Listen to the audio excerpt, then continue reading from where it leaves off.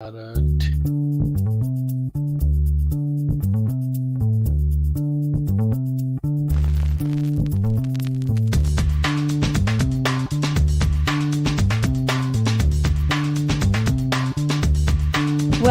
the acclaimed podcast, The Deep Dive, featuring your esteemed hosts, Andy Monitor and Drew Dinzik, powered by BetSperts. Welcome to The Deep Dive. Andy, it's the one of the most anticipated weeks of the year. Week 7 of the NFL is on tap. I think the NFL heard your complaints about Russell Wilson in primetime every single week, and they've heard your complaints and they have responded. So instead, you will get Cardinals, Saints, Dolphins, Steelers. Well, not only that, like Cardinals, Saints is a bad game. Like, Bears. let's not shit on Cardinals, Saints. The problem with the Cardinals, Saints game is that it is a laundry list, man. That is a big injury report for both teams, and and then also the Cardinals are going to try to bring 2 new offensive players into the fold, kind of on a short week. It's a messy game, and I get. We'll get to it. Oh, fuck it! I'm just saying, I get the Cardinals steam today, but like that's not me. That wasn't me. I wasn't running. I wasn't running to back that.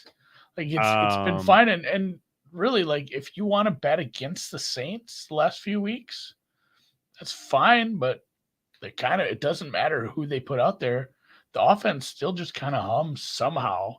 Doesn't matter if the whole team's hurt.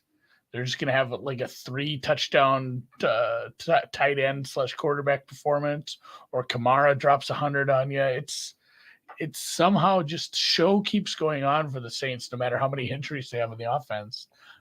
Lattimore, though, that's not good. Yeah, no.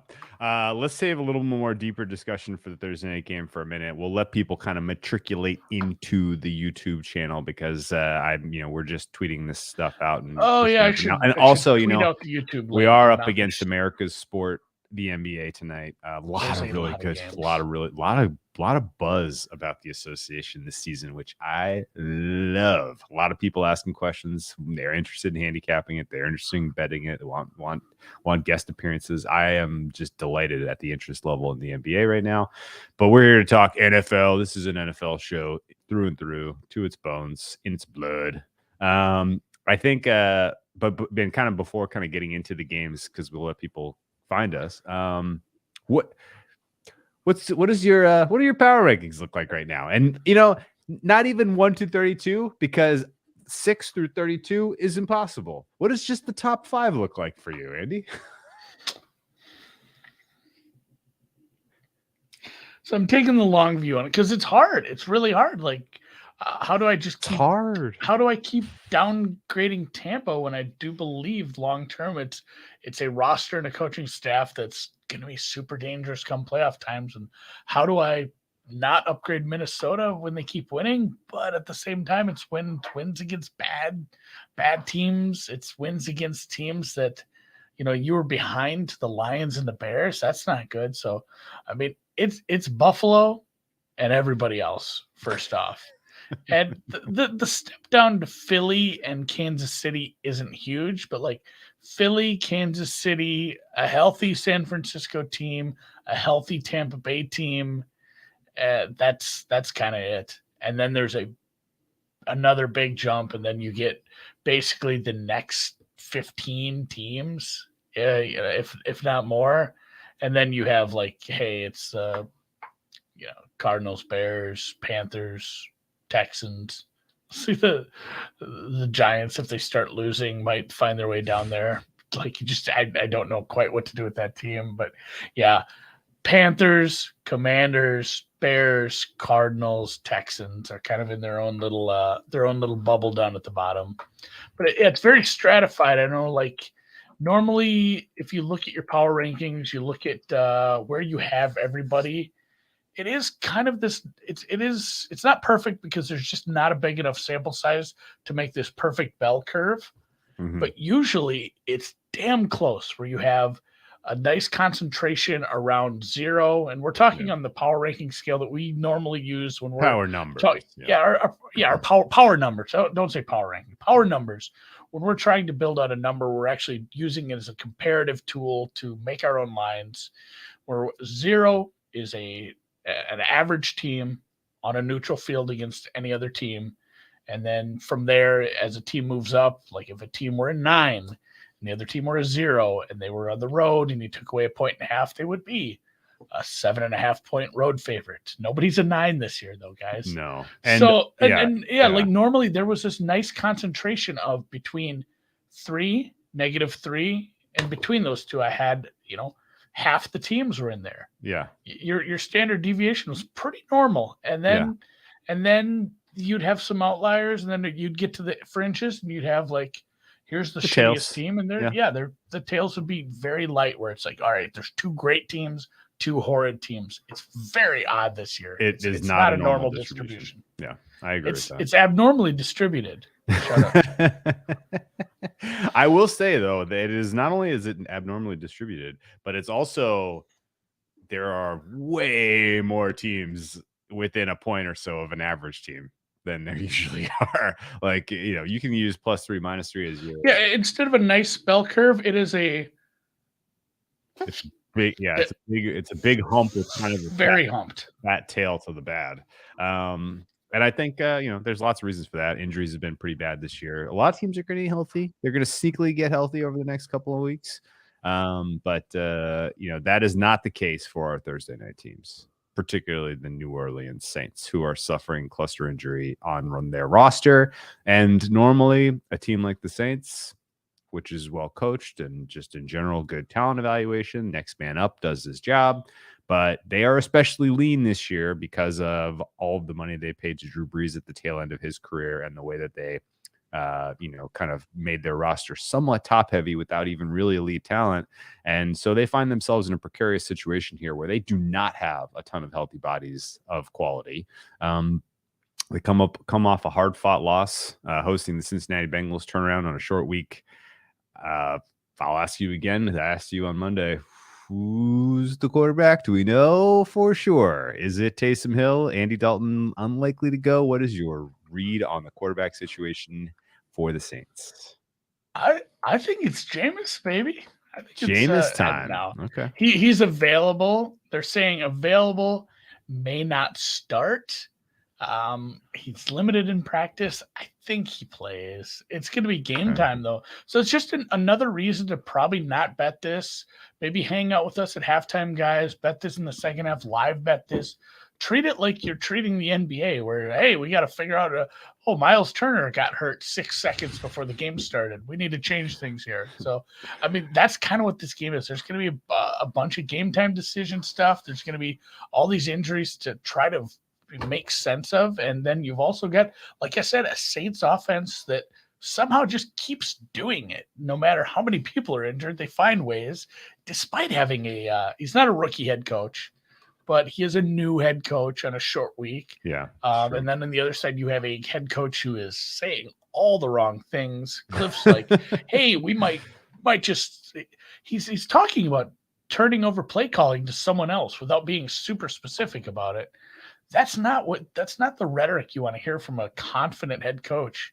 Although I don't think he's truly on like the hot seat because it's a cheap team that it's a Bidwell team. So, but it's a very odd situation down there. So I could not run further away from this game. That said, I bet the second half. I know, no disagreement with you. Just for completeness sake, if you are keeping track at home, no Marshawn Lattimore in this game. He matters. You know why he matters? Because the Saints weirdly gave away GJ to the Eagles right on the eve of the season. That guy's good. I don't know why they gave him away.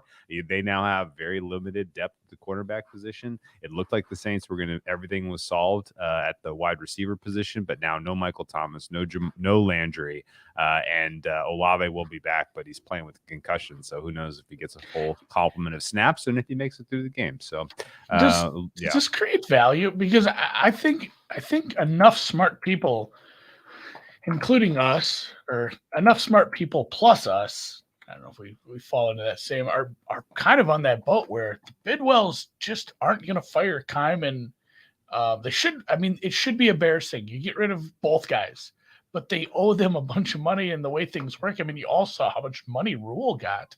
Like the Cardinals are cheap. They don't have the cash for that. Like, is it another one where, hey, Hackett went to the stupid number and pushed Rule? I mean, Rule only got pushed to 250. So it wasn't like some massive number, but it was still like he should be favorite still. It doesn't matter how bad Hackett is. It's not happening. Rule's lost his team. So does the fact that Cliff is way up in the market, despite it seems very unlikely, create some value on other coaches fired?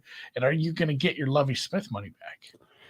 Definitely not getting my Lovie Smith money back. Although I think the firing of Jack Easterby was the correct organizational decision. So anyway, KK, it should, but I don't know who, because I mean the Bidwells are so cheap and there's utterly no pressure on them. Like the fan base in Arizona is really clamoring. Like, they got to see a playoff game last year. They got their quarterback figured out. I don't get the sense that there's much pressure at all. He's got the giant stadium in Glendale. They're not looking for a new stadium. There's no external factor that I think accelerates his departure. Even if the national media, it puts him under immense scrutiny. Keim deserves more scrutiny. Obviously he's made more mistakes. But if Keim gets fired, then then Cliff is gone as well. Kyler Murray, like presumably this is your chance to bounce back as a franchise for the season if they're Arizona, because two important things. This is your window. Nuke Hopkins is back, and Call of Duty Modern Warfare does not come out until October 28th. It's not a 2x points weekend either. So that's right. So you basically have Thursday's game that's your window. And then basically season over beyond that if you don't get wins here in the next couple of weeks. NFC West still quite weak, and I think realistically nobody should be considered out of the running, but 2 more losses for the Cardinals and this is interesting too. When I looked at the market, I pulled it up. It's Cliff, Chalk, Hackett 2-1. I don't see that happening so early. To lose your job in the first year, like there's an external factor though. Yeah, you have to do something like Urban, like outside of the football arena, and be a creep at the bar and do the thing where you kick the kicker. Like Ron Rivera is probably the only name that really makes sense. He's only 3-1 though, so I'm not that interested at that price. And he could be like a sacrificial lamb, like, hey, what's happening? Oh, look over here. We fired a coach. Like nothing happening in the front office, guys. There's not a good candidate other than Hackett, who I think there is an external factor of new ownership group, not really tied to the guy. So they could be like, hey, we want to get the jump start on the hiring process, and therefore we're moving on from Hackett because we know we're not bringing him back next year, like that. But that's something that happens in December, or just something that happens around January 1st. That's not something that happens in week 10. So I don't think there's really any rush to nail that market down. And Nick points the chances that the next coach fired, and that's the other thing. You might be tying money up for a while. Like the next coach fired could be post week 18 at this point. So we got rid of the main offender. So no bets here. We'll join you at halftime tomorrow. Make some bets in this game. I'll probably live bet it. I understand the movement on the Cardinals. I don't disagree with it, but I certainly have other ways to spend that money, I think. Somebody got pretty frisky on an underplay as well, forced at 244. If it crosses 44, that would be amazing. But I think that's mostly just the quarterback uncertainty for the Saints driving that. The Pistons are leading now. My goodness. Just bad basketball being played right now. I love this. I'm not sure you knew this because you're new to the NBA, but it is a game of runs. You almost pulled game of runs on me. Oh, you know game of runs, a game of runner. All right, let's talk about the Cowboys game. Dak possibly gripping the ball too hard.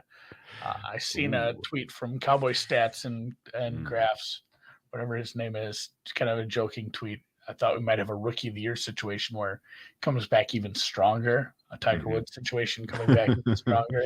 Yeah. This is again, I said it was a bit of an overrated defense at times because it's played some teams that it matched up really well against. Sure. But this will be, if nothing else, this will be a very interesting matchup for this front seven. This is a really good offensive line coming off a bye. Like, if the Lions are going to stay in this game, he can shit talk Jared Goff and we can talk about all the offensive injuries for the Lions. But if you neutralize that pass rush to a decent extent, Lions probably stay in this game. Swift is pushing to play. I know Sun God is still a little dinged up, and that's a problem. Chark is looking like a no for me. He didn't practice today. That's problematic. But it's still a team coming off a bye with their, the best part of this team is probably the offensive line. And I would say so. If you can slow down, keep this pass rush at bay and do anything on offense off a long time to plan, 7's probably too much here. Yeah, I would agree with that. I thought about teasing this because it's just like, I don't know how the Cowboys. I don't like a lot here this week, but I'm going to play the Lions. Talking market here too. Do you think there's going to be like some, they're going to officially like Dak is in? That is why I'm holding my gunpowder dry. I was going to say, keeping my powder dry. It feels like right now. So at Chris, it is -7, -116. It's already tilting that way, but it feels like, hey, Dak's in, and it's official. He's playing. He's feeling good. He looks so good in practice. Lions plus 7.5. Yeah, that's right. That's exactly. That's where I'm at. That's where I'm at too. Yeah. Okay. So Dak, is he going to be the Cooper Rush that we were promised? We'll see. I'm not really ready to hot take Dak Prescott in any way, shape, or form. We've seen three-quarters of. I think it's too soon. Remember what happened when they brought Russell Wilson back from a hand injury? Yeah, I do. Early? I do. That went well. So a couple things that is real, and then just in general, like, there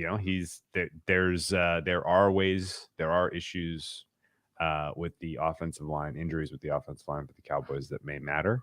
If you can get a little bit of pressure, if you can, if your pass rush is fresh here, get a little pressure on the guy, then, give us some happy feet. I think there are ways to attack this Dallas offense. Certainly. I don't know. I'm not holding out hope that the Lions are ever going to, restore the roar this season. That ship has sailed in my mind, even though obviously no one is fundamentally eliminated considering how bad everyone is. But Lions are alive to win this game in my mind, even with Prescott in. And I agree with you. Wait for 7. The best news dump we can get later this week is Shark is practicing finally, and he's going to give it a go. And Dak Prescott looks amazing in practice, guys. Straight from the mouth of the Dallas beat reporters. Boy, he looks real good. Sharp as ever. Oh, yeah. Nice spin. It's crisp. It's popping out of his hand. Yeah, that would be nice. I agree with that. No disagreement. Let's keep moving. Jacksonville Jaguars have been a massive disappointment to me. I wanted you to be the Cincinnati Bengals of this year, but unfortunately you're the Cincinnati Bengals of 2 years ago, who stunk. They are close, but they have weird inconsistencies all across this roster. Like different units, it feels like lets them down every week. It's still a team that's devoid of a ton of talent.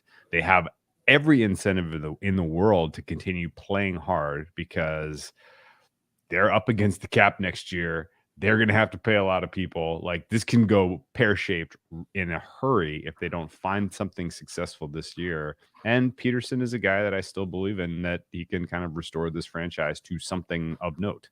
Now, he's taking on a Giants team that he's familiar with, at least. Peterson, of course, an NFC East guy. But this is a new-look Giants team that is led by Brian Daboll and is doing things a wild way. And at 5-1, there is an equal case that can be made that the market may be overrating this team, but there's also a decent case that it may be underrating this team. Yeah, still caught up. Because they're playing hard for their coach. They're not healthy, but the replacement level guys are just as good as the guys that are hurt. And some of their pass rush is coming back finally at long last. Daniel Jones is not turning the ball over to the rate we are familiar with. I don't even remember the last time the dude fumbled. And I think it's worth noting that Dable is scheming well and getting the best out of what he's got. And so they're a tough out every single week. I wouldn't put them in the plucky category with the Falcons, but they're definitely in a very interesting spot here at 5-1 with a wild card kind of there for the taking if they can get 5 more wins out of the next 11 games. 5-8, is it possible, Andy? Or actually, that would be what 5-6. Is 5-6 possible for this team? Can they finish 10-7? Do they need to get a wild card? Yeah, they seem to be able to win without having to play better than the other team. So, like that's a unique skill. And yeah, Daniel Jones, only 2 fumbles all year. Amazing. While you're thinking, do you think he had last year? 12. I'm trying to look. While you look that up, I will pose a question to you about Daniel Jones specifically. We've said jokingly many times that if you squint hard enough, could Daniel Jones be the next Josh Allen? Big old white dude that's surprisingly mobile, cannon for an arm, can deliver a downfield pass with relative accuracy. And, oh, by the way, now you put Brian Dable with Daniel Jones. Can he completely elevate his performance to a Josh Allen-like level? Where are you in the process of saying that between 0 being fully sarcastic and 100 being this is a real thing? Where on the scale? Like 5. Okay, so you think there's still very low likelihood. I'm not saying that he's gonna, like the emerging season that Josh Allen the best part is, even if he did, the team fucked up. They didn't exercise his option. Well, they can franchise him, and they're still they can tag him. They can franchise him and get offers. That's perfect. A perfect example. They could Kirk Cousins him because that's probably his ceiling. Yeah. So let's say they ultimately do go 10-7 to make a playoff run. Are they talking to themselves like that, more sarcastically, or are they believing it? I think Dable's a realist. I think he knows what he has there. Yeah, but how do you upgrade a quarterback this season if you go 10-7? That's the thing. You're not drafting.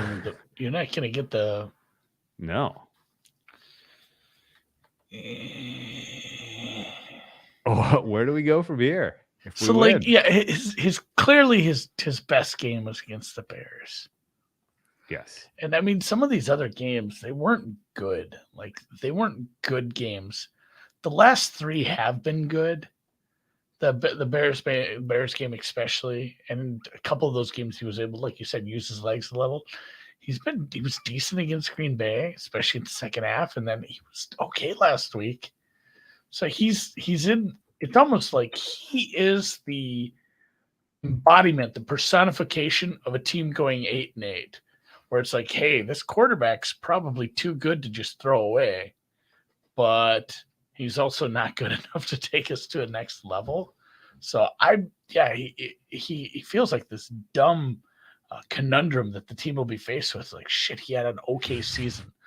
What do we do here? And there's not a right answer. It sucks. Yeah, he is a Jimmy G man. If you franchise him and you bring in an elite wideout via something though, because Daniel Jones is getting it done somewhat effectively with a really, really suspect cast of characters out there. That's why I said 5 instead of 0, because he hasn't had wide receivers yet. Okay, so you're at 5 on the scale. We'll check in again in a couple of weeks. You're still saying it's very sarcastic that he could be the next Josh Allen. And when I'm saying that, I don't even mean the next future MVP of the NFL. I just mean the next guy to go from never will to he got it, right? That's kind of that's the archetype that you're looking for if you have a quarterback like Daniel Jones, who was underachieved when he was coordinated by Jason Garrett the last couple of years. All right. Hey, guess what? We're not betting this game. Okay, the Jaguars are the side, but I'm not betting Jaguars anymore. I have enough Jaguars that I need them to win without putting any more money on the table. Thank you. And if you were betting this game, I would suggest not bet. And this is the same thing. When we went through the early lines, we quickly said this is not a game we wanted to discuss heavily nor bet into. The performance from Matt Ryan doesn't feel like repeatable, nor Colts, Titans, or does it feel like a something that you should desire to be repeatable if you're Frank Reich? That's not the game. You want him throwing the ball another 350 times this year? No, that's not your game plan. I get that you've been dinged up at running back and you've been missing your heartbeat of your defense a little here, but this is just. And it stinks because this is Colts or nothing, because this is too big of an adjustment off the first game. Like how far this swung from the first game, it should be like a pick 'em. And that's not something Andy's betting. You want to bet Colts money line on the road coming off a game where I don't know if Matt Ryan's arm is still attached at this point. Like what do your true power numbers make this game? Like Titans -1? That's as far as you should go. Pick, yeah. That's I'm at minus like 0.4. It's essentially a pick 'em for me. I've trashed my Colts prior from preseason, and I'm still at a pick 'em. I've downgraded. Yeah. I've downgraded both teams, I think. So the Colts, the wins that I like the last 2 weeks, they're on a 2-game winning streak, Andy, or is it 3? I don't even remember. These wins have been real. How have they done it? A lot of wins have felt like that this year in the NFL. Some of the Titans wins have felt like that this year in the NFL. So this is a big high leverage game though for the AFC South, I suppose. Under maybe in play at 42.5. Colts are getting healthier-ish on the defensive side of the ball. We may see Shaq Leonard this week. He's at least back at practice. That's trending in the right direction. Setting aside Matt Ryan, one of the major takeaways of Colts Jags was the Colts offensive line pass protection was excellent, and I didn't see that coming. Had to be because it had been miserable. It had been miserable, and it was excellent. So if that continues, then the Titans are probably going to lose.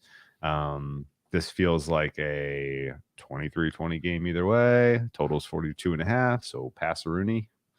I don't know. Not excited about these teams. Yeah, I think maybe you do see some more support for the under here. Casey Brown points out, like, if you think this market is going to continue to maybe fade these offenses, this is a spot to maybe grab it before it goes to 42. I don't know. Let's see what Chris is at right now on this one. I think it's kind of just hanging on where it's been. Yeah, 42.5, leaning towards the under. If you can find a flat 42.5, maybe that's a look. Indy, this is a teaser spot for Indy. It's +2.5. It's a low total. They're the side I agree with. I will probably end up betting this game anyway because it'll end up in a long teaser for me. So moving on. I would rather see the Tennessee Volunteers play the Colts. That would be more entertaining, I think. Let's move on. Yes. The Atlanta Falcons take on the Bengals. A matchup between two equal strength 3-3 teams, if you've ever seen it. Very interesting angles here. At first blush, the Falcons are dealing with cluster injury at cornerback. That matters. The Falcons have issues developing pass rush. That matters. The Bengals obviously getting healthier and stronger at the wide receiver position. Joe Burrow getting more comfortable with what he's being asked to do, and in this offense that otherwise kind of stinks. Joe Mixon sighting at long last week. But the at first blush, the Bengals succeeding offensively in this game looks like a no-brainer. The flip side of the ball is where, laying the points or passing really comes to play. And that is, can the Falcons do what they've done all year, which is use this very strange and unique running scheme to gain any ground, any points against the Bengals team that has had a really, really outstanding defense all year. Now, the Bengals are without DJ Reader. He matters. He's a good pass defense. And Logan Wilson was a question mark heading into the injury reports this week. It isn't what the fuck is that? upgraded to day to day. Did you see stuff where it was like he's going to miss the season? Of course, yeah. And then he's upgraded to like, hey, he might play this week. Like, yeah. A lot of the Twitter doctors real heavy boomerang on that one. Yeah. But anyway, he matters, especially in a run stop capacity. Weird matchup. I think the Falcons, if the Falcons find themselves in a negative game state here, and this becomes Mariota needs to throw them back into the game, good night now. That is ideal for a Bengals cover, and the Bengals are like sort of the last prior that I'm holding on to with my tear it out of my cold dead hand. This team, I think, could still be in the mix for a top 5 power rating. Going back to the beginning, we were talking about like this could be team number 4, or even team number 3, depending on how you feel about the Eagles, I guess. But Bengals ultimately are the side I like the most this week at 6.5, and I've vacillated. I've gone back and forth here between smaller stake Bengals and also over versus just double stake Bengals. You could go Bengals, and then I feel like a big part of this is the offense really clicks against the injured secondary. Multiple secondary pieces were injured for the Falcons last week. Even if some play, it's not going to be 100%. I think if you double down, find a place with decent limits on team totals. I really think the most common game state for the Bengals playing well is just scoring a shitload of points and letting the rest take care of themselves. And I don't know what the Falcons will do. It might just be the over then. So This has ticked up. There was lower totals. We both grabbed 6 on the look ahead Monday. Yeah. I'm on this. I think anything under 7 is a play. So let me ask you about the Falcons. Any concern about the Bengals run stop? And do you think in this game or even long term that the Falcons' weirdish running attack is solvable? It seems to not be. Like, it doesn't matter who's back there. They just have been able to throw. Yeah, no, but like considering opponents. I mean, how do you feel in general about this? This Bengals pass rush hasn't been super impressive at times, but I think it's. Well, I like middle of the pack. Where do you have them for run defense here? A little worse than average because I think I'm middle of the pack on this defense in general. I would have them. I would have a more of a concern if we weren't going to get Logan Wilson. So that's an important one to watch for. I guess here's my thought. Anaruma is an innovative thinker. He is making excellent halftime adjustments. That's all of the evidence I need to kind of buy into what he's doing. If he sits down for a week and he studies what Art Smith is up to, does he come out with the plan A that is like, fuck you, man. Good luck. You know, this is not here. Don't bring this shit in my house. Right? Oh, you know what Yeah, I'm middle of the pack. Run defense, a little below average. Pass rush could be better, but I think it's okay. It's an okay defense. Well, everything I have, so well coordinated though. Yeah, and like you said, decent halftime adjustments. Maybe I bet at Bovada. I'm feeling like I made a bet yesterday on the game that we went over, and I feel bad for not mentioning it now. Open bets. Oh my god, I bet soccer already today. Andy.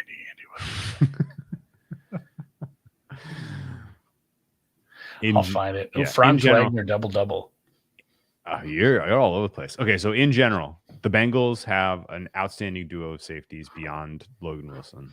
I think they can find a way to just smother the rushing attack. I'm not especially worried about it. And if your plan A is good against the Falcons and they're in a negative game state, they're down a couple of scores at halftime, then I'm feeling great about having land less than a touchdown here. So Bengals minus the points. Cool. Yes, we laid it. Back to the same division. The Ravens laying 6.5 to somebody. The Browns. My general feeling of the Browns now is that Brissett was okay, and it's gotten worse. Like I don't know if teams have kind of just figured out this is what's happening, and if the offense is able to do anything against Chubb and Hunt, Brissett's he's no Geno Smith.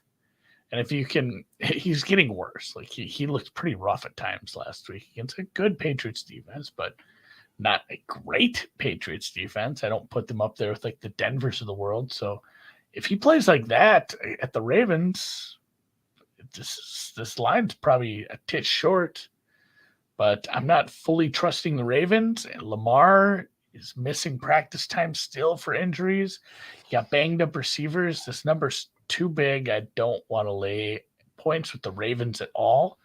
At the beginning of the season, when we were really seeing Lamar putting, this team on its back, I would have been happy to lay this. This run defense for the Browns may be historically bad. Like I've not seen just week after week after week of teams getting shredded by whoever's at running back. Doesn't matter. So they do have a couple of good running backs that they're willing to put out there and give them plenty of totes. I think the Ravens run the piss out of this ball and win this game, but it might not be by margin here. So this number's probably bang on for me, and I'm not betting this one. The total depends on the Browns. I want you to break that down. Browns offense with a good run game, a declining Brissett against this Ravens defense starting to get a little healthier. Under. The general vibe I have of this game is weird because the Ravens, all of the Ravens data, especially the opponent adjusted stuff, says this team is really good. But they're not winning games. In fact, they're finding ways to lose games. They're the Chargers right now. It's crazy. It's crazy. And is end of game fluky stuff signal or noise? It's probably more noise. But at the same time, Lamar Jackson's elbow injury scares the shit out of me. And I think, the Ravens defense at times has looked very, very soft. Their tackling in the secondary especially has been what the fuck. And I think ultimately a Browns team that's going to lean pretty heavily into the run may find success, but the Ravens have enough talent on the defensive side of the ball here to keep the Browns in 13 to 17 point range. And if this becomes a game state where the Ravens are doing well offensively because their rushing attack is just gashing this soft ass unit of run defense in the Browns, like the Ravens aren't really going to have to bring out the good plays to find success in this game. They should just be able to run it down their throats with impunity. Yeah, don't let Lamar get hit at all in this. Yeah, exactly. Really put him in fucking put him in bubble wrap. This should be like 24-3 as we are winding down the third quarter, and at that point maybe there's some garbage time points, but Ravens ultimately putting this one on ice and not really threatening the total because the Browns are in comeback mode and Jacoby Brissett is scared to turn the ball over, is taking sacks, is throwing it away. Wyatt Teller, by the way, not going to be available here. So I think Browns offense in this one, I do not have confidence that they're getting you the points you need to get over 45 here. My fair total is 43.5. So I like this under. I'm a little closer to the total. I agree with you, though. The game state where the Ravens are just running the ball, and these are, nothing would be sexier than just like an 8-minute scoring drive, a 10-minute field goal drive, and then they throw it back, and Brissett drives to midfield and arm punts it. It sounds so likely too. And under 19.5 for the Browns is high on my list of team totals that I might be looking at. We are there. I like the full game under. Okay. The Raven, what this game I think is going to look like if you run it back. I think it's going to look like Jets Ravens week 1. That's kind of the feel that I got here. So underplay for me there. Tampa, Carolina. I looked hard at this under all week. I played it. Oh, you did? Okay. All right. Make the case. Make the case for the other. I played this under. Panthers may not score. They PJ didn't. Walker. They didn't score last week on offense. They had a field goal. Yes, they had a field goal drive. They had a ton of drives that were just terrible, 3 and outs. They had one that moved a little bit that ended in a pick. They had one that moved a little bit that ended in a field goal. They had a defensive touchdown. And again, the Bucs offense stunk last week. Their defense kind of stunk too. And I think the offense just kind of fixed itself. I think Brady handles that himself. But man, if I'm the coaching staff, I am chewing ass all week and getting this defense fired up. What a get-right game for this defense. Hey, they just lost half their receiving core. They're starting a well below replacement level quarterback. All you have to do is focus in on this running back who's maybe not super excited to take hey, if that's the sideline, or I could try to get 2 more yards, wonder what this does to my trade value. You can't take to another team. Should I really take that hit? I don't know where his head's at now. I think he's a gamer. I'm just joking, but he's it. He's it for the offense. So you have a good enough defense to just tune in this. Panthers don't get to 10 here, I don't think. I really, and their team total is 13 and a half guys. Yeah. That's legitimately the number right now. So Panthers may not find the end zone offensively, and the Bucs. It's similar to the game we talked about with the Ravens. Just Bucs get a nice quick lead, and then just Lenny, short stuff, crossing stuff, grind it out, take the air out of the ball, and 24-6, 30-6. All those numbers stay under 31-9. That gets you under the 40.5. It is starting to tickle down. Chris has this at a flat 40, but there are 40.5s still in the market, guys. Yeah. The Panthers defense has some players. Some of them are hurt. JC I know it's starting to get a little better, but they got some players. Steve Wilkes is a defensive-minded guy. Tom Brady is screaming at his linemen. The Tom Brady situation is not going to heal itself overnight. I believe in the Bucs ultimately reaching some competitive level where they are a factor in a very fucking weak NFC. But it's going to take many, many reps for this offensive line to gel to where they are providing the pass protection that Brady is able to operate at a high level. And the wide receiver room is still banged up to hell. And this is a bad matchup for those guys. These are the kind of cornerbacks that are going to make them have a long day.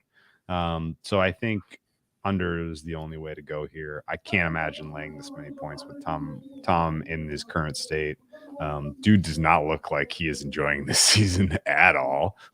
So, we may revisit some of those thoughts and comments about his retirement at some point here. But ultimately, the Buccaneers eke out a win. I don't care how, because the Panthers probably aren't getting past 36 points. So no strong opinion, but I like that you got a good under number.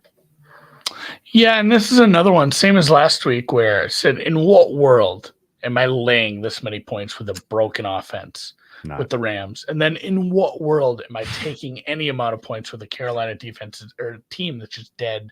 I said, if the Rams cover, it's by accident. The variance in this game, it's probably a bang on number 2. And this one's even worse. I strongly considered taking the Panthers to so many points for a home team. Can't do it. Just can't bet this team. Cannot. It's not a good look. Will not. If you think the Panthers cover this number, that means the Buccaneers don't get to 21 points. Or the Panthers have multiple. I'd say 17 because I think the Panthers ceiling is 6-ish. Yeah, if you really think the Panthers, it's too many points, just take this under. Okay. Second half of the slate. Let's keep moving. Packers. You bet this on Sunday. You took an over, and this has tickled up a point and a half. I think it's still low. I think this is a good look. Packers, although Aaron Rodgers is hurt.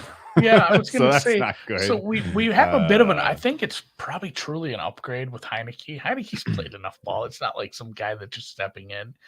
he's played to this team. It's probably a slight upgrade, but now, yeah, that's scaring me. The Rodgers injury thing has me a little nervous for this one.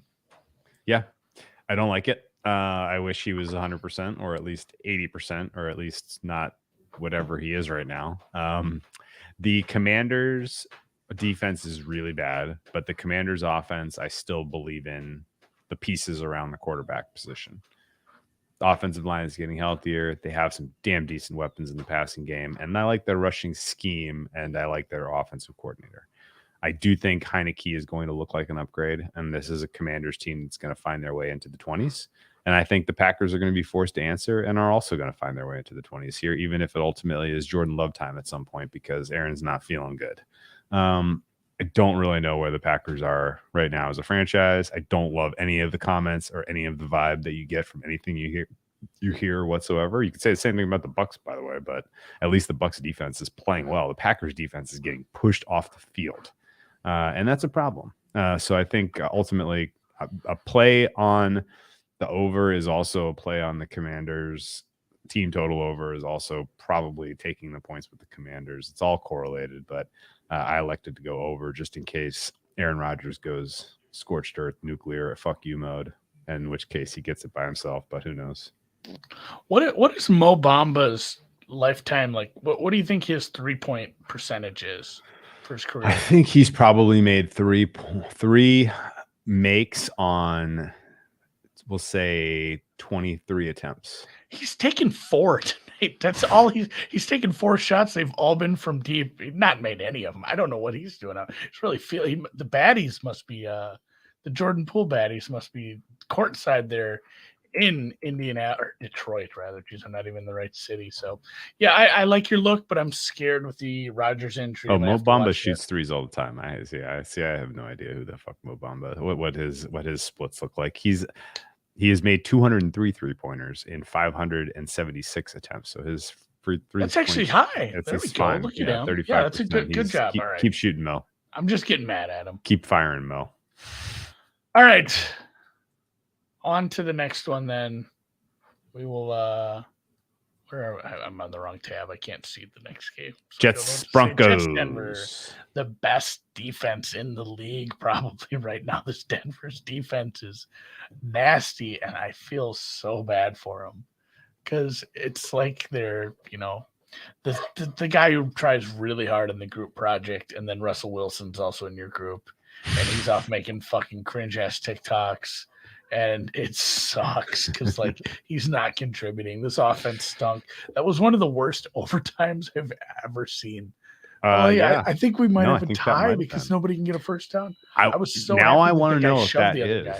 That's got to be up there with the lowest success rate ever for an overtime period.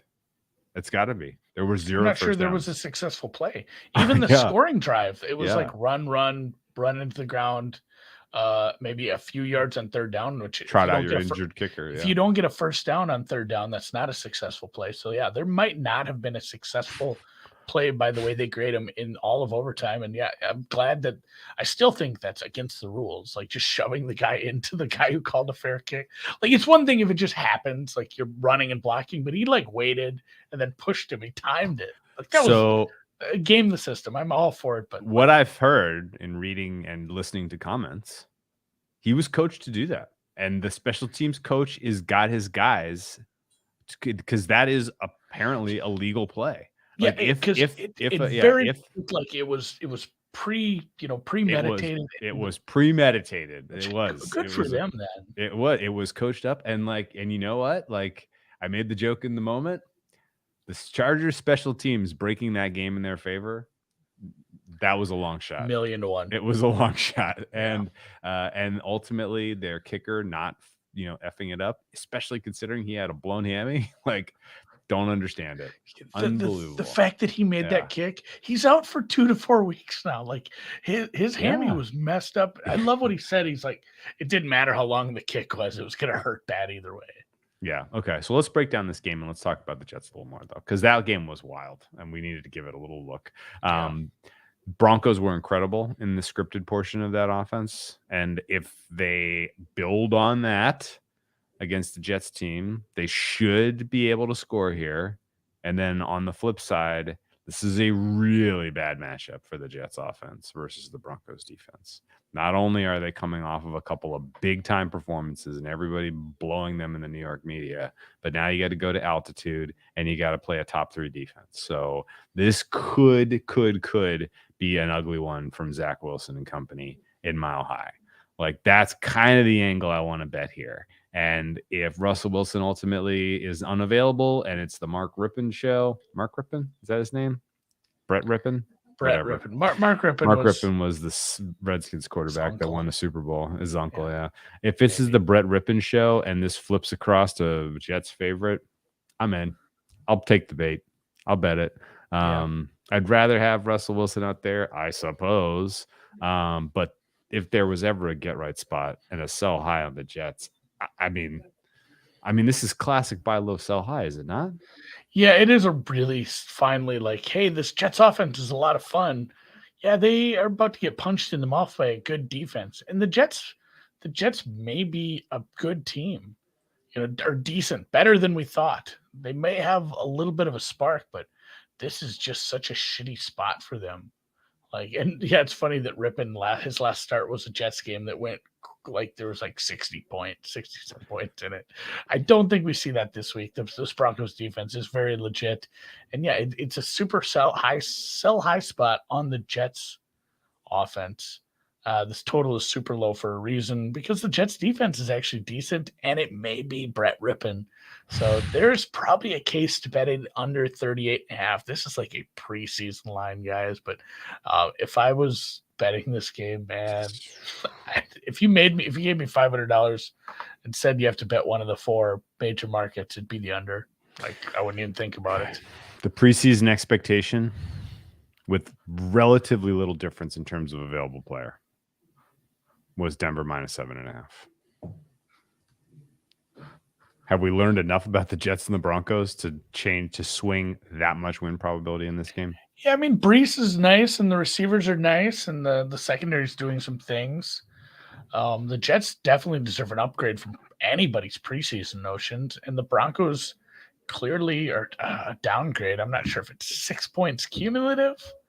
This should be, I have this like Broncos -2. I'm not wildly off market, but low total like this, what's the fucking difference? I agree with you. If you made me bet a side again, it would be the Broncos. And if it's Brett Rippon and we see Jets team and you get +110, +120, like, yeah, probably sign me up. Yeah. Yeah. This is one of the bigger swings this early in the season that I can remember from a preseason look ahead.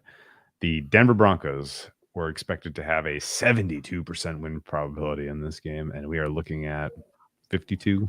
So 20% swing. That's a lot. I think this is a good buy low on the Broncos. I haven't played anything yet because, again, I'm waiting to see, because I guess confirmation that Wilson is in, I don't think moves this past 3. I don't think it moves it to 3. I think, this reflects what would you say this reflects in terms of Wilson going or not going? Well, like I said, I'm at 2, and I'm pricing it without doing anything at the quarterback spot. So it's like it's a midway point play for the books, and they're in kind of a nice spot because, like, if this was like 3.5 with Russ, that makes it trickier. Like, are we going to set it at 2.5 as a midway spot? That's harder. You'd probably have to just set it at a flat 3. So the fact that you're in this dead zone right around pick, it's probably fine. So it flipping to favorite won't take much money going across the 0. So I think you can get a plus number on Broncos money line. And if Russ is in, maybe I'm less interested. Injured plus how bad he's looked. That's the fucked up part about this. If it's Brett Rippon and I get plus 115, I'm probably playing this. If it's Russell Wilson and it moves to like -2, I might just play the under. That's a decent strategy. Okay. All right. I haven't made any bets on this game yet, but I'm teetering on Broncos. I'm not a buyer in the Jets offense at all, really. I haven't seen anything besides the Breece Hall stuff. And if they're in a negative game state, then forget about it. And the Broncos defense is freaking good. I don't care how upset they are that they're not getting wins because of what the antics on the offense. But yeah. Robert Saleh, he never had any of the answers for Russell Wilson, by the way. The guy Russell Wilson played last week did. worth kind of keeping that in the back of your head as well. Let's keep moving. Houston at the Las Vegas Raiders. All right, let's keep moving. Kansas City at these. I bet this. No, over. I'm just kidding. I'm just kidding. I'll let you. Not one of my favorite spots, but I did bet this over. Yeah. I think the Raiders offense, it's kind of a buy low on the Raiders offense.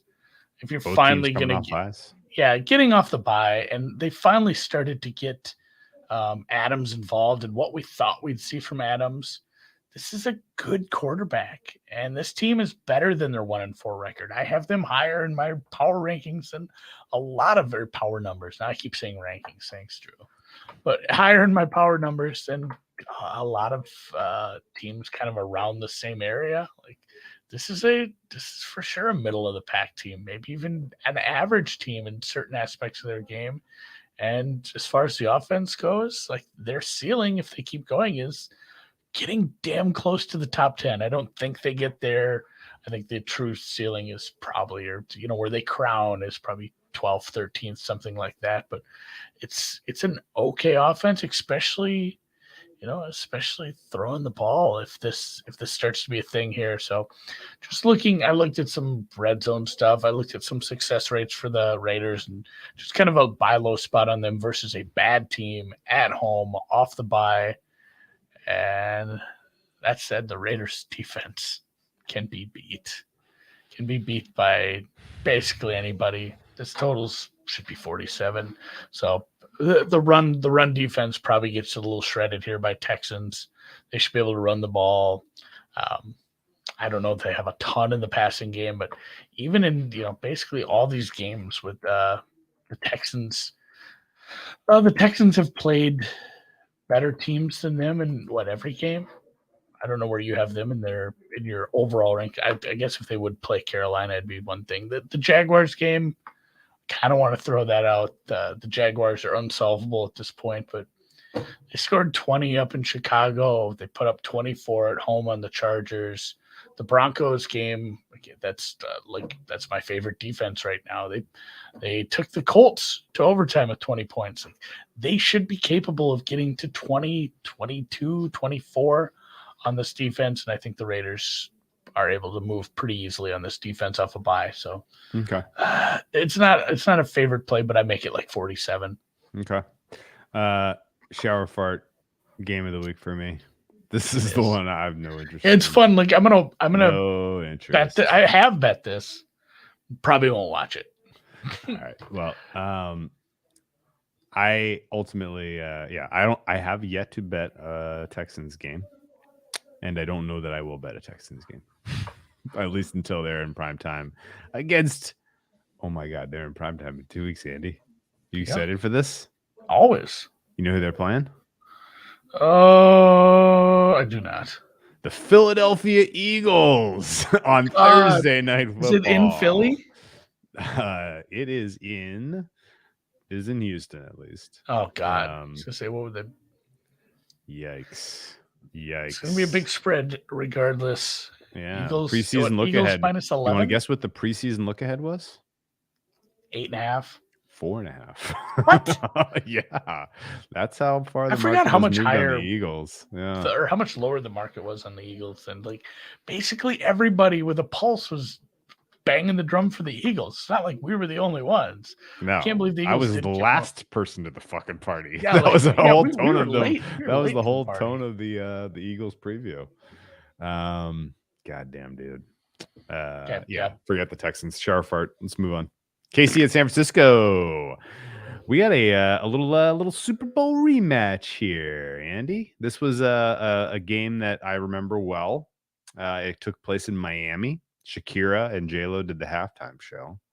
And Patrick Mahomes did his patented comeback to win his first ever Super Bowl championship. Although the game could have gone differently if you had a little bit more aggressiveness, I think, out of one Kyle Shanahan. And stop me if you've heard that before, that Kyle Shanahan lost a Super Bowl because he was not aggressive enough, because this was not the first time that has happened. This was the second time that has happened.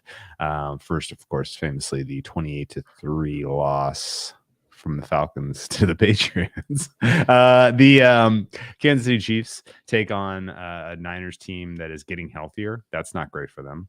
The Chiefs did not exactly perform up to the level of expectation offensively last week against the Bills. What did they do wrong, though? I mean, it was a good. It was home. They could have been better, but they weren't bad. That's a tough defense. That's a tough team, and it's also one where you want to kind of weigh how much do we want to give away, because we're probably going to have to play this team again in an actual meaningful game. I thought, I was a little disappointed in KC. Obviously, I had that over. I would have loved to see him put up 30, but I don't want to be too hard on him. Yeah. I mean, what's your main gripe? Just not finishing some of the drives that they normally do. Yeah, and a little sloppiness from Mahomes. He was holding on to the ball a little too long. It was just general sloppiness, I think. A little bit of it felt like he and Bieniemy just weren't on the same page, and I don't know if that's a theme, but it could be. Anyway, I just didn't love the game planning, and it seemed like they were a little too casual in that one for me. And this is a tougher test because the Niners defense is better than the Bills, even though they're both rated somewhat similarly, if fully healthy. And that's the huge question here, because Hufanga matters. Concussion protocol. He matters a lot. He matters. Yeah, I already have my game plan down for this one too. And Bosa matters. What are you going to do? Betting the Niners if the injury report is very positive. Okay. Probably not taking the points, not caring if I lose the 3, and taking the Niners money line.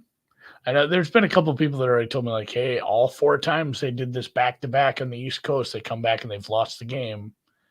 I mean, that's why they're a road dog, or they're a home dog, I guess. But getting them as a home dog, if they have a very positive injury report, especially the Trent Williams and the Bosas of the world. See how I didn't say his first name, as I didn't want to fall into the trap where it's like my John Eisner. I just can't. I can't break habits. The San Diego Superchargers. So, Bosa, Williams, Hufanga. If everything's looking hunky dory there, and a couple other things happen, I could be tempted on the Niners, unless this number moves a ton, and I'm not getting like plus money. I don't think we see this move heavily on that. Like, worst case, what do you think this closes if everybody's healthy for the Niners? 2.5, 2. I don't think it moves off 3.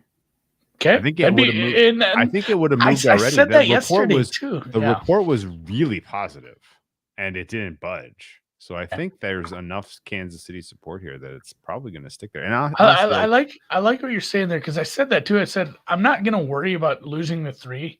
So I'm probably just betting the money line. But if the injury report's good and the market doesn't care enough to move off the 3, I'll probably take some 3 as well. Yeah, and I think the idea is they're willing to write a juicy 3 all week. They don't.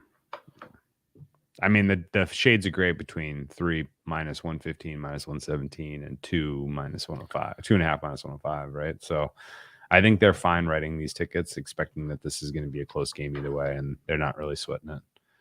Like, the right number is either 2 or 3 or 2.5, and you don't have to be exact, right? Yeah. So yeah, Niners plus 125-ish. That's kind of what I'm looking at here. But I want more positive news. I want everything. I want it all. I want money, fast cars, diamond rings, gold chains, and champagne. Yeah, here's my read on the books. Ready? If it's a square and or legal shop, they're interested in writing super juicy 2.5s on the Chiefs. If it's a sharper shop, they want to write super juicy 3s on the Niners, right?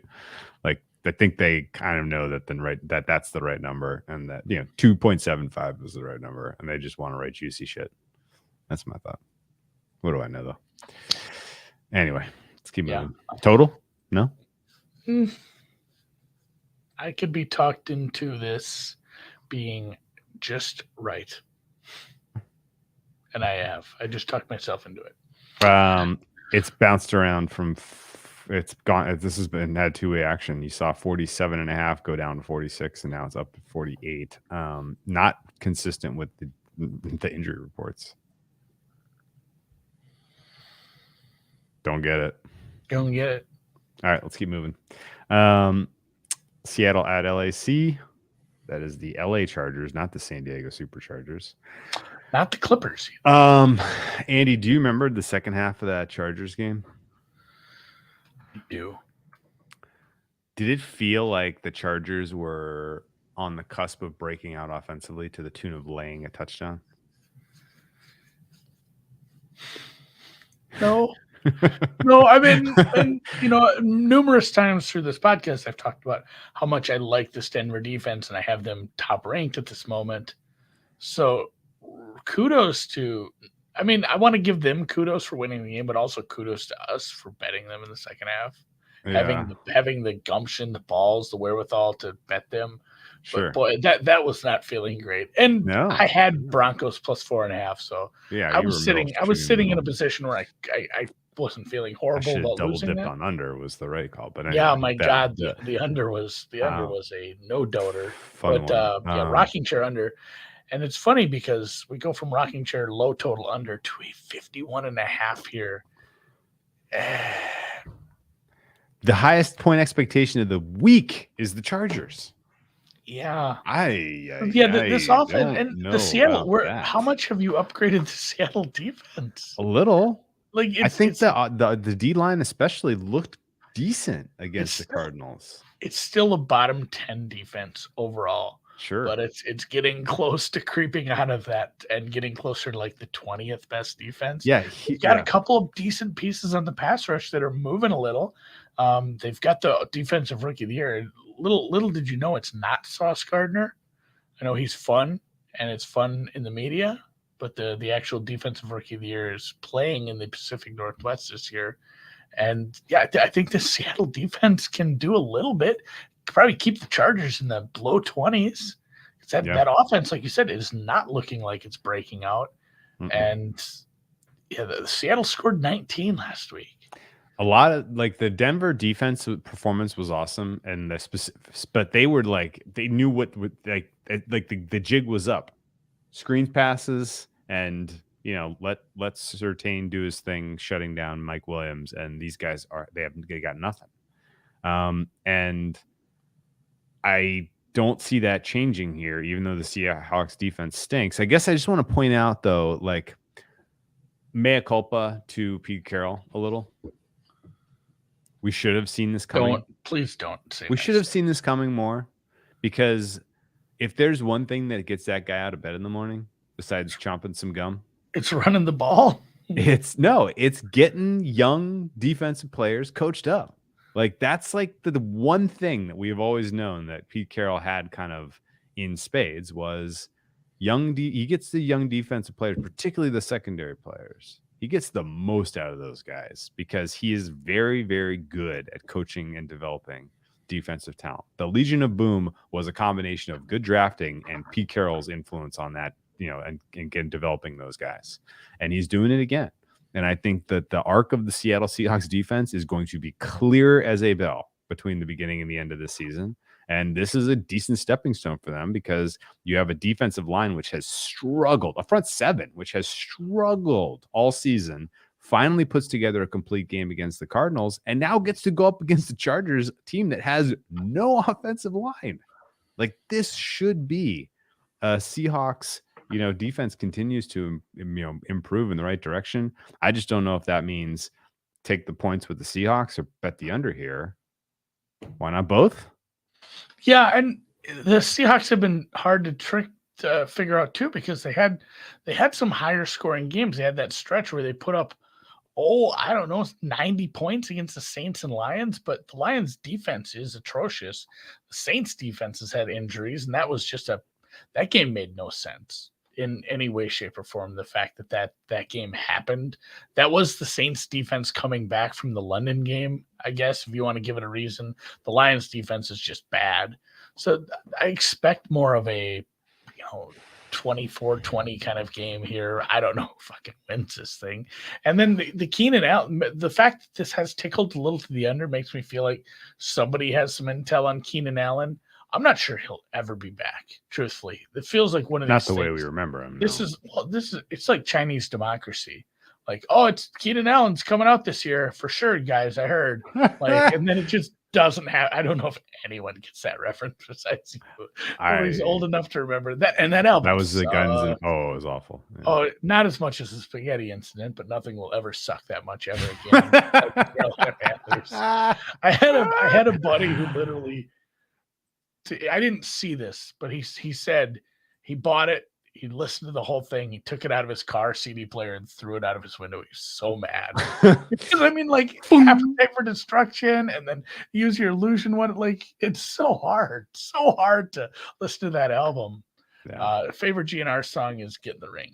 Not even close. That's such really? a fun one. Ooh, man. It was a pump up song. And like, we had a mix CD before wrestling meets. I think that was on one of them. That's just such a good banger for pumping you up. But I mean, there's way better songs, truthfully. Yeah, I mean, I got to go November Rain just because the video was such a impactful moment of my upbringing. Like, I think that was probably the video I first remember sitting and watching MTV, hoping they were going to play it. Best song, maybe Sweet Child of Mine. I don't know. What do you think? I had coming on Spotify today. I had Mr. Brownstone come up. Oh, that was a good one. Kind of like that's nobody's favorite GNR song, but it's like, man, this was a good one. And yeah, I mean, Welcome to the Jungle is just such a banger. That's probably the real answer. Welcome to the Jungle. You get up about 11. We're not. And also, like, guys, if you're still young, if you have a kid, have them learn how to be in a rock band. Axl Rose is kind of an ugly dude. He's been pulling it forever. Nah, Sweet Child of Mine is my number one. He dated Lana Del Rey. Yeah. He's like 70. Oh, wow. All right. Well, this is not November quite yet. We'll have November Rain in a couple weeks. It's coming. I agree. And there's no weather, by the way, this week. Palmer, no weather. Palmer and concussion protocol. So if you have no Palmer and Allen doesn't play, it might be Seahawks plus 6.5. I think the under is the jam, man. I don't mind both of them. Like, I think it's very correlated. Did the Chargers solve their defensive problems by benching J.C. Jackson? Like, that secondary looked good. They looked good. Although at the same time, the Seahawks are doing very different things this year than what Russell Wilson did last year. So they might have. I think the Seahawks and the under are both a good play. I think the Seahawks money line probably with the under. Seahawks win 23-20. Let's fucking go. Let's do it, man. Dan might have solved it too. Civil War. Civil War was so good. Civil War was good. Then it had the Struthers Martin opening from Cool Hand Luke. I mean, use your illusion. 1 or 2 was better. What do you? This is a tough question. These are tough questions. No, man, that's Sophie's choice. I won't do it. Sophie's choice. The Live and Let Die cover was good. Rocket Queen was good. Seahawks. Yeah. Oh, we should a spicy money line. That is a spicy meatball. Yeah. Oh, Whistle Solo and Patience. Yeah. Oh man. Oh, good one. Good one. You know what? Right. You know what? I'm gonna hot take. Yeah. Guns N' Roses, pretty good band. I don't think that's even a hot take. They were the. No, I'm joking. I'm joking. Yeah, that was the. They were the apex mountain, to use a reference from your favorite podcast. They were the apex mountain of of rock metal. Like, don't that was cry. It's so easy. That opened the door for alt, obviously, but that was it. That was as good as it ever got. My Michelle. Oh my God. I might just listen to GNR all day tomorrow while I do some writing. But yeah, that is a spicy money line play on the Seahawks. I don't hate that at all. Finally, Pittsburgh, Miami. I had a listener reach out to me. He had some nice things to say. If you ever want a DM question answered, start out with, "Hey Andy, love the pod. I've been listening for a long time. You guys are great." That's usually a good way for me to start clicking on DMs and reading them when I'm very busy at work all day. I do got to find, but so he said he's been listening for a couple years. Dolphins fan for a long time. It is the 50th anniversary of the 1972 undefeated team, and this was the AFC title game that year. He's like, that's the only thing I can think of, that they would put the Pittsburgh and Miami rematch game on primetime. He's like, otherwise, even preseason, they knew like Pittsburgh's rebuilding. Like he's like, that's the only thing that makes sense. Because we talked about this on Tuesday or Monday. We said, why is this the primetime game? That was his theory as a Dolphins fan. My favorite Dolphins Pittsburgh game was the rain game from like 20 years ago where it was 3-0. I would love that happen again. Oh yeah. That was excellent. It's not going to be gross. I don't think it's going to be hot at night. It looks like temperatures are going to, it's going to be like 80 and full humidity. Humid. Tua's back. Tyreek Hill's offensive player of the year? ? Miami matches up well against Pittsburgh's defense with no pass rush. Really, this should be Miami all systems go. Get your 30 points here and bury Mitch Trubisky. Do you think this is a competitive game? And is there a narrative that the Steelers should be the side with the points? It's bordering on that. If this was like 7.5, 8, you probably would have to think about taking it. That defense looked pretty frisky last week. That wasn't all just Tom Brady being, hungover from a wedding dance. They were getting after it. They were knocking balls down. They really got up for that. I don't know if it was like, hey, let's get up for this Tom Brady game. I don't know how many more of these we'll get to play against this guy. I don't know what the preseason or the pregame locker room speech was, but the defense missing all the important pieces really got up against this. Tougher spot heading down to Miami in primetime to do it against Tua, who did not go to a wedding this week. I teased this with New England. It's the only teaser I really loved this week. Like I really liked the Dolphins at 6.5. If it were 6.5, I'd probably play this. I make this 7.5. So I'm fine putting it in a teaser. It's a Wong-ish teaser. I'm not beholden to Stanford Wong anymore. So he's let me down like a shitty stepdad at this point. So I'm fine. I'm fine just going non-Wong teaser. Dolphins to 1, Patriots to 2. We don't talk Monday night that often on this one because we usually save that, but Bill Belichick versus a rookie head coach with essentially a rookie quarterback, as much experience as he's had with good NFL players, with barely anything for receivers, a bad offensive line, and a Patriots team that's kind of cresting right now. So love these two teaser spots. Okay. I don't know, man. I heard a very compelling case about how good the Bears were today. It was long, but it was it was logical. It was carefully thought out. I mean, the Bears apparently are quite good, and they're building something positive there with a very good young nucleus of talented players.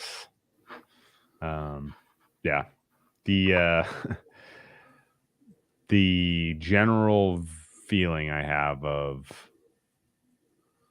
the Dolphins is I think the Dolphins are good. I think they're going to be in the race for a playoff spot. I think Tua is going to be fine. Although, if you look at the quarterback heat map right now, the CPOI and the EPA per play, and you're like, some of these dots are going to regress over the next little stretch. Like the Tua dot regressing back to average seems likely.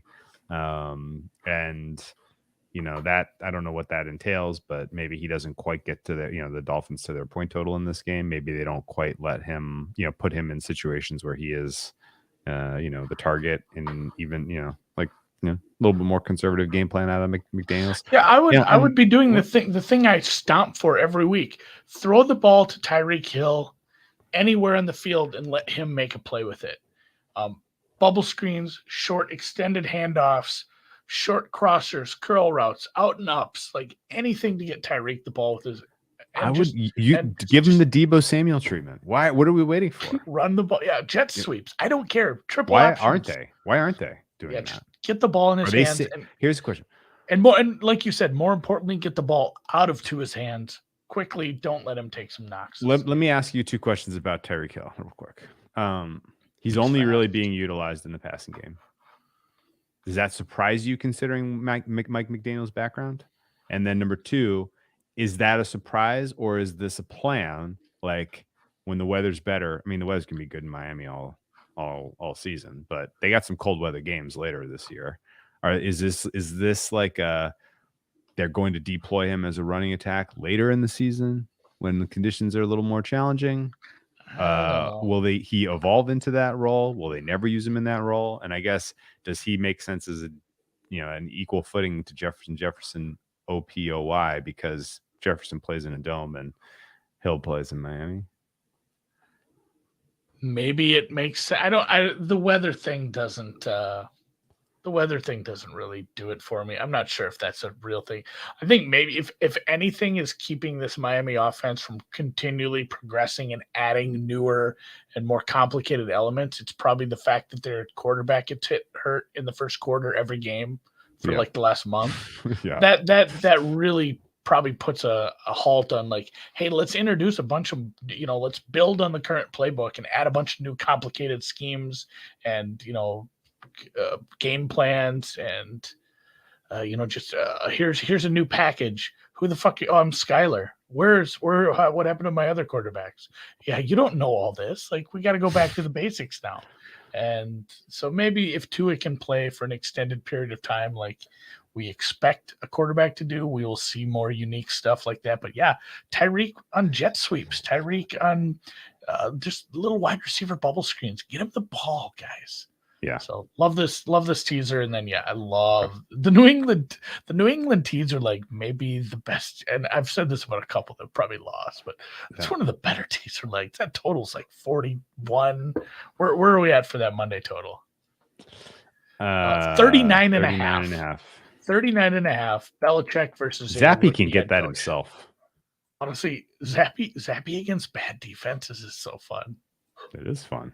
Really. Never seen McDaniel and Pizzola in the same room. If he doesn't go as McDaniel for Halloween, something's gone terribly wrong. If I hear McDaniel mention like, it was a bad week, my tortoise got a cold or something, then yeah, we're gonna start wondering. When did the Canadians celebrate Halloween? Was it like back in September or something? No, I think they just do ours. They do have a stupid Thanksgiving, and my kid is still not giving up on us celebrating Hanukkah this year. Have I told you that? No.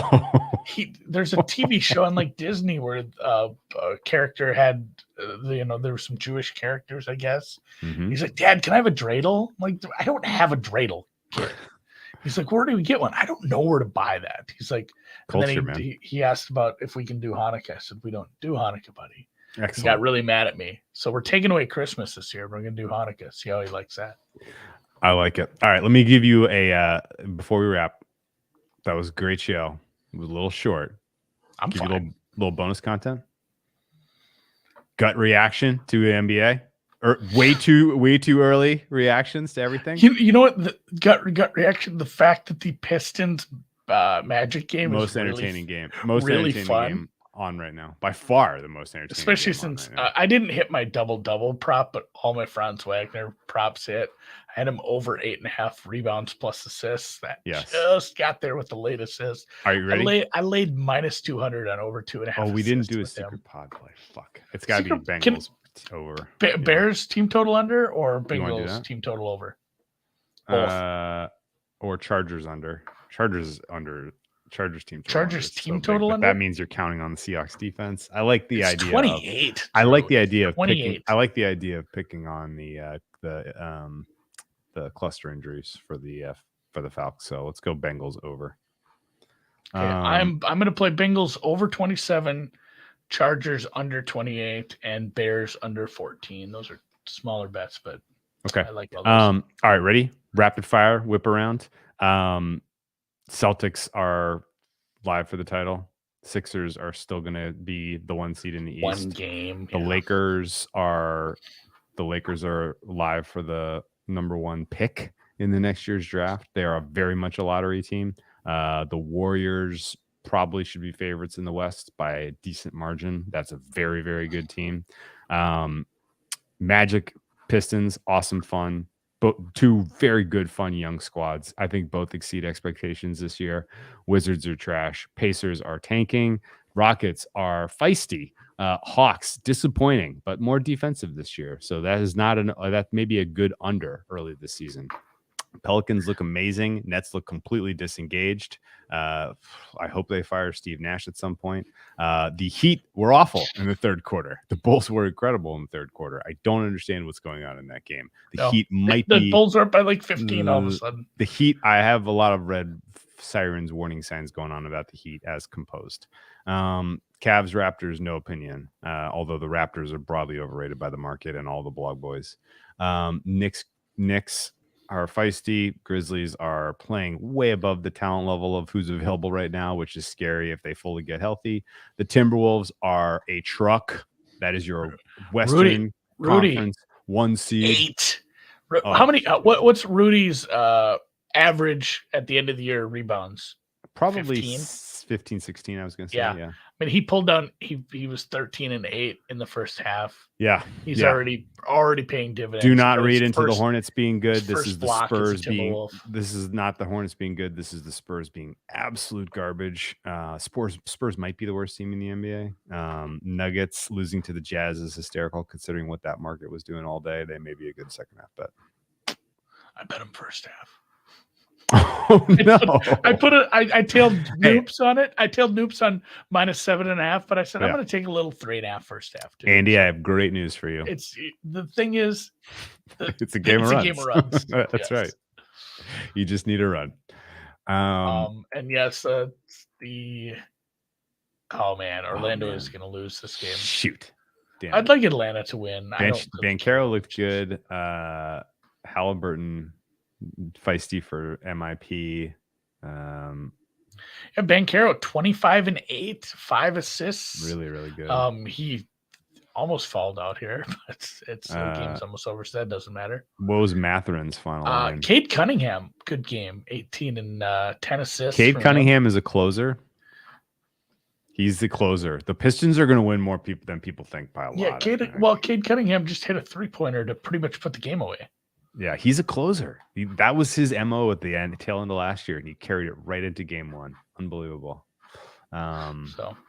Matherin was decent, although he didn't get as many guys, minutes. hit the thumbs up if you're on the YouTube stream, if you made it this far. Thanks to everybody in the comments. You guys are great as always. All the usual faces, a few new ones. I love it. If you missed this live and you want to leave some notes for us, leave some notes. I read all those. Sometimes I reply if I get time. Who's the guy that lives down in Florida?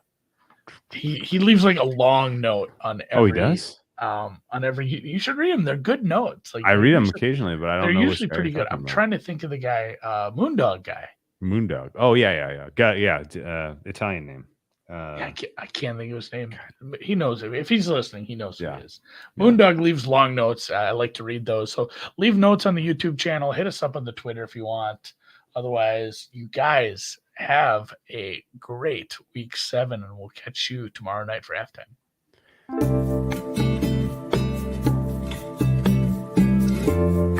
Giovanni? That sounds right. G, his initials are GM. It's escaped me. Magic aren't going quietly into this good night. They are making free throws and foul. Not over yet. What was that one? Did they close that? Dylan Thomas reference?